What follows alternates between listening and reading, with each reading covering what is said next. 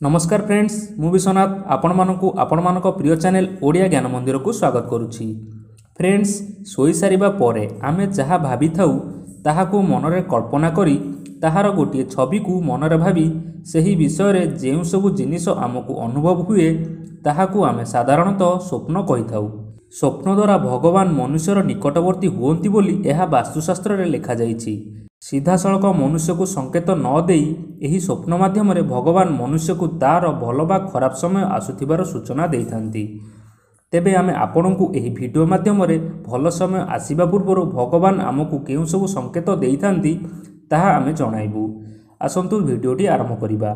एहा पूर्व आपण मानकु गोटे रिक्वेस्ट, जदि आपण माने आम चैनल को एपर्यंत सब्सक्राइब करि नांती ताहले वर्तमान सब्सक्राइब करिनंतु। आसंतु जानिबा। प्रथमे जदि स्वप्न रे आपण उडुथिबा बा नाचुथिबा मयूर को देखंती तेबे जानि नियंतु जे अल्प किछि दिन रे आपण सुख लाभ करबा को जाउछंती। द्वितीय रे धला साप स्वप्न रे देखि किछि लोक डरी जाइथांती, किंतु धला साप देखिबा शुभ होइथाय। एहाकु स्वप्न रे देखिबार अर्थ धन प्राप्तिर संकेत होइथाय। तृतीय रे शंख जदि आपण स्वप्न रे देखंती तेबे एहा आपणको परिवार रे सुख शांति आनिबो एवं आपणको परिवार रो समस्त प्रकार रो कल्याण हेबो। चतुर्थ रे स्वप्न रे पेचा देखिबा धन प्राप्तिर गोटिए संकेत, कारण एहा महालक्ष्मीकर बाहन होइथिबारु एहा आपणको जीवन रे टंका पैसार सुଅ आसीबार संकेत देइथाय।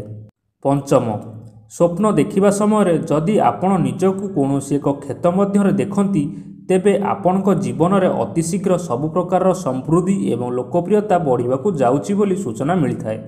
षष्ठ कोइला को स्वप्न रे देखिबा मध्य शुभ होइथाय। एहाकु देखिबार माने आपण निज जीवनर सबु असुविधार उपस्थिति सत्ते आपण मध्य धनवान होई परिबे। फ्रेंड्स भगवान मनुष्य को तार भल समय आसीबा पूर्वरु एही सबु संकेत स्वप्न माध्यम रे देइथांती। आशा करुछि एही वीडियोटी आपण मानकु भल लागिथिबो। भल लागिथिले एही वीडियो को गोटे लाइक करंतु एवं आपणको फ्रेंड मानक सहित शेयर करंतु। धन्यवाद।